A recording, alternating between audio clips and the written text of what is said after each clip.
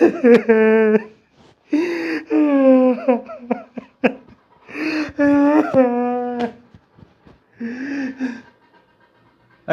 आले का तुम्ही? आता तुम्हाला प्रश्न पडला असेल का मी रडायलो का? तर सैयारा पिक्चर पाहून आलो आणि सैयारा पिक्चर पाहून सुद्धा रडलो नाही म्हणून समाज मला बहिष्कृत करते का काय, वाळीत टाकते का काय, म्हणून मी रडू लागलो.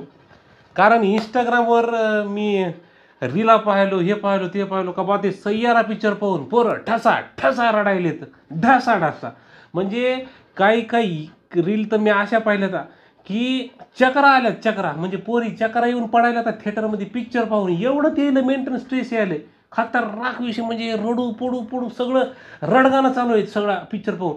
मी म्हणलं माझे नेमका असा जागड गुत्ता काय पिक्चरमध्ये, हा नेमका असा कसा काय झाला हात घालायले की डसा डसा डायरेक्ट पाणीचे आले, गंगा जमुनाच व्हायला लागले. आता मी म्हणलं हे आपल्याला एकदा पाहणंच लागते, कारण आपल्याला रडवणं तेवढं सोपं नाही. म्हणून म्हणलं हे पिक्चर आपल्याला पाहायचा म्हणजे पाहायचा आहे. मॉर्निंग तिकीट काढलं, कारण तुम्हाला तर माहिती आहे का आपण पिक्चरवर जास्त पैसे खर्च करत नसतो. मॉर्निंग शो जरा स्वस्त असते म्हणून मॉर्निंग शोला गेलो आणि पहिल्यापासून शेवटपर्यंत शेवटच्या क्षणापर्यंत खुर्चीचा जागचा हल्लो सुद्धा नाही, हल्लो सुद्धा नाही. म्हणजे इंटरव्हलमध्ये मुतायला सुद्धा मी बाहेर गेलो नाही. म्हणलं आपलं जर लेट झालं नेमक्या त्याच वेळी जर तो इमोशनल सीन जर निघून गेला तर आपलं सगळंच मिस व्हायचं, म्हणून जाग्यावर बसून राहिलो, जाग्यावर.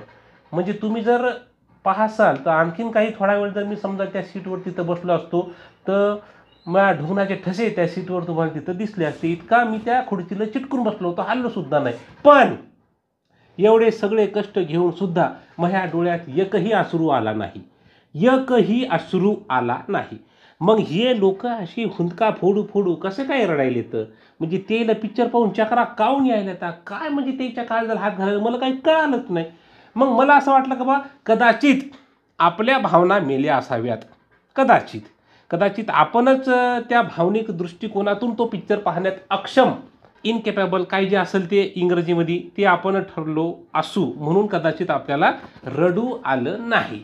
मी म्हणलं माहिती आता अवघड झालं, मग आता लोक आपल्याला स्वीकारतील का नाही असं एकंदरीत मला ते प्रश्न वाटून गेला. पण मी म्हणलं जास्त ताण घ्यायचं काम नाही, कारण काहीच्या भावनाने त्यांना हात घातला असेल, जयच्या भावनाला हात घातला, जयला ते लय समजा रिलेट झाला रडण्यासेन तर त्याला ते रडू आला असेल. कारण मेन म्हणजे कसा विषय की ते प्रेमावरचा चित्रपट आहे, प्रेमावरचा. मग ज्याचं ब्रेकअप फिकअप झालंय किंवा मग लयच असं स्ट्रॉंग लव होतं, रिलेशन कपल बिपल नाही का, तर तेला कदाचित मग ते रडू आला असेल. ना कपल म्हणल्यावर आपला कपलचा संबंध नाही, नाही म्हणजे लग्नानंतरच कपल झालो आपण, त्याच्या आधी तर कपल नव्हतोच. त्याच्या म्हणजे आपली अख्खी जिंदगी नाही सिंगलमध्येच गेली लग्न आधीची.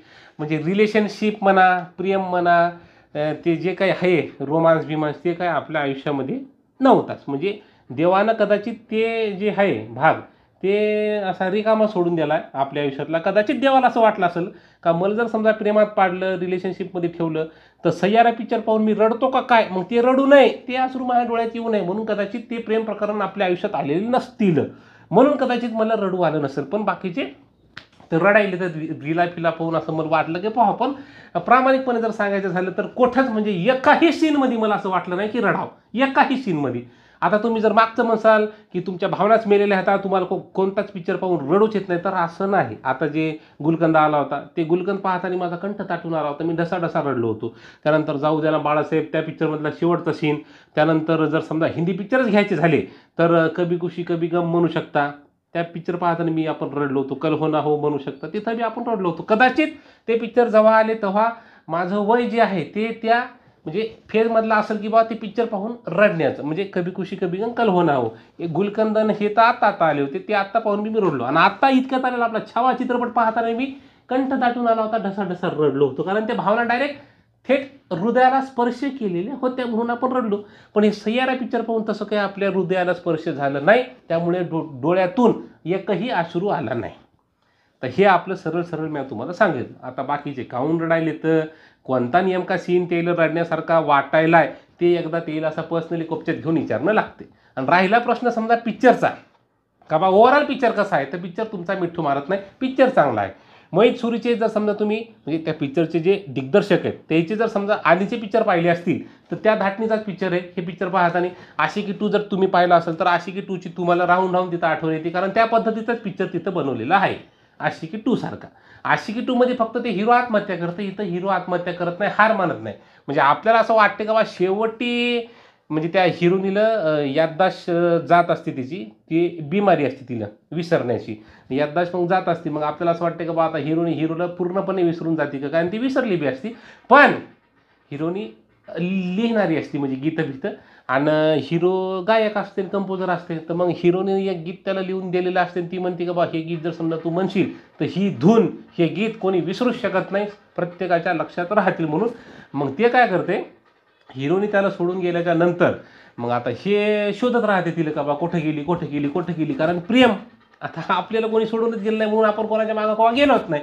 पण हिरोवर त्या हिरोनीचं प्रेम होतं आणि ती गेली सोडून, हरपली ती. मग आता याला तिला शोधायचं असते हिरोनीला. मग ते शोधू आता कसं शोधू परेशान होते, याला काही कळत नाही. मग त्याला लक्षात येते का तिने एक गाणं लिहून ठेवलेलं आहे. ते गाणं तीच म्हणली होती का गाणं ऐकल्यावर कोणी बी दूर राहू शकत नाही, पळत येईल म्हणून. मग हे गाणं तयार करते आणि गाणं एवढं सुपरहिट होते का एका गाण्यानं डायरेक्ट म्हणजे रॉकस्टारच होऊन जाते, सुपरस्टार होऊन जाते. इकडं तिकडं विदेशात जाऊन पार यायचे शो चालतात. असा ते हिरो डायरेक्ट म्हणजे उंचीवर पोहोचते. पण ही हिरोनी काय सापडत नसती. पण असंच मग असं करता त्याला हिरोनीचा पत्ता लागते का बा नेमकी कुठं येतं. मग तिथं जाते, पण तिला आठवत नसते का बा कोण आहे. मग हे लय प्रयत्न करते एकदा तिला आठवते आणि शेवटी मग पिक्चरचा दी एंड होते, म्हणजे चांगला होते. पॉझिटिव्ह हॅपी एंडिंग तिथं दाखवलेली आहे पिक्चरमध्ये का बा तिला ते आठवते. नंतर काय होते त्याचं मग ते आता ते पाहत बसतील, ते का कोणी सगळं सांगत बसत नाही. पण हॅपी एंडिंग तिथं पिक्चरची त्याने केलेली आहे. एकंदरीत पिक्चर म्हणसाल तर एंटरटेनिंग आहे. तुम्ही केव्हा प्रेमात पडला असाल, प्रेमात पडण्याची इच्छा असेल किंवा नसलही, आणि एकंदरीत समजा जर तुम्हाला हे असे प्रेमवाले चित्रपट जर समजा आवडत असतील प्रेमाभिमाचे, तर हे चित्रपट तुम्हाला 100% आवडणार म्हणजे आवडणार. तुम्हाला जर पार साऊथ साईड ॲक्शन फिक्शन मारधाडवाले जर समजा तुम्ही शौकीन असाल तर हे पिक्चर तुम्हाला आवडणार नाही, कारण त्याच्यात ॲक्टिंग म्हणजे फायटिंग बिटिंग त्याच्यात नाही त्याच्यामध्ये. तर मग प्रेमवाले चित्रपट जर समजा तुम्ही पाहत असाल तर तुम्ही चित्रपट पाहू शकता, कारण चांगला आहे. ॲक्टिंग नसाल तर दोघंही न्यूकमर आहेत, हिरो बी आणि हिरोईन बी, पण तरीसुद्धा खतरनाक म्हणजे बऱ्यापैकी चांगली ॲक्टिंग त्यानं तिथं केलेली आहे. ॲक्टिंग पाहताना तुमचा मिठू मरत नाही. सैफ अली खानच्या पोराचा मागे एक पिक्चर आला होता आणि जान्हवी कपूरच्या पोरीचा, त्या खुशी कपूरचा एक पिक्चर आला होता. त्याच्यात त्यानं जी ॲक्टिंग केली होती म्हणजे तिने ॲक्टिंग तिथं केलीच नव्हती, ॲक्टिंगच्या नावाखाली ते तिथं तर असं येणं या चित्रपटात केलेलं नाही. म्हणजे प्रामाणिक ॲक्टिंग करण्याचा प्रयत्न केला आणि ॲक्टिंग जमलेली सुद्धा आहे. म्हणजे असं आपल्याला वाटत नाही का बा न्यू कमर्स आहेत म्हणून. चांगली ॲक्टिंग एकंदरीत त्याने तिथं केलेली आहे. आता पुढचे पिक्चर त्याला कशी भेटतात आणि कशी ते ॲक्टिंग करतात असं त्याचं भविष्य त्याच्या हाती. पण ह्यो पिक्चर पाहताना नक्की तुमचा मिठू मरत नाही. पण रडू असाल तर असं ढसा कदाचित आपलं ते वय निघून गेलेलं असावं ढसा रडण्याचं. म्हणजे तेवढ्या सहजासहजी आपल्या काळजात आता हात घालणं शक्य नसेल कदाचित, म्हणून ते ढसा रडू. ॲटलिस्ट हे प्रेमवाले चित्रपट पाहून तरी येणार नाही, किंवा हा चित्रपट पाहून म्हणजे तेवढा ढसा आलो नाही. पण एंटरटेनमेंटच्या दृष्टीने जर विचार केला तर चांगलं आहे. म्हणजे बॅकग्राऊंड म्युझिक चांगलं आहे, गाणे चांगले आहेत. प्रॉपर गाणे असे पाठ होत नाहीत आपल्याला. म्हणजे आशिकी 2चे कसे खतरनाक होते गाणे, तेवढे बी खतरनाक नाहीत, पण गाणे आहेत तर चांगले. एकंदरीत स्टोरी बी चांगली आणि ॲक्टिंग तर चांगली आहे, मी तुम्हाला म्हणलेलं आहे. मग असं असताना जर समजा तुम्हाला पिक्चर पाहायचा असेल तर तुम्ही पिक्चर पाहू शकता, कारण पिक्चर चांगला आहे. तुमचा मिठू नक्कीच मरणार नाही. तुम्हाला जर खर्च करायचाच असेल म्हणजे प्रेमाच्या बाबतीत जर असाल तुम्ही, तर अपूर्व राजपूतचं हे तुझ्या पुढे तर काहीच नाही हा कविता संग्रह आलेला आहे.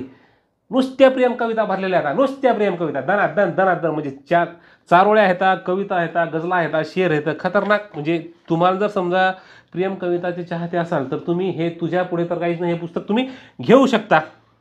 चांगलं आहे पुस्तक एकंदरीत. अपूर्व राजपूत तुम्हाला माहीत असेलच, इंस्टाग्राम फेसबुक इकडं तिकडं त्यांच्या कवितांच्या रील असतात. तर ते जर असेल तर तुम्ही खर्च करू शकता. आयुष्यभर तुमच्या सोबतीला ते पुस्तक राहील. कविता संग्रह करायचा असेल खर्च तर करा, नसेल करायचं तर करू नका. जास्त बळजबरी आपण कधीच कोणावर करत नसतो, कारण शेवटी निर्णय तुमचा आहे. बाकी तुमच्या मित्रमंडळींपैकी जर समजा कोणी रडला असेल पिक्चर पाहून तर त्याला तुम्ही इथं टॅग करू शकता किंवा त्याचं नाव लिहू शकता कमेंट बॉक्समध्ये. आणि तुम्ही जर पिक्चर पाहिला असेल तर एकंदरीत तुम्हाला हे चित्रपट कसा वाटला ते तुम्ही मला सांगू शकता.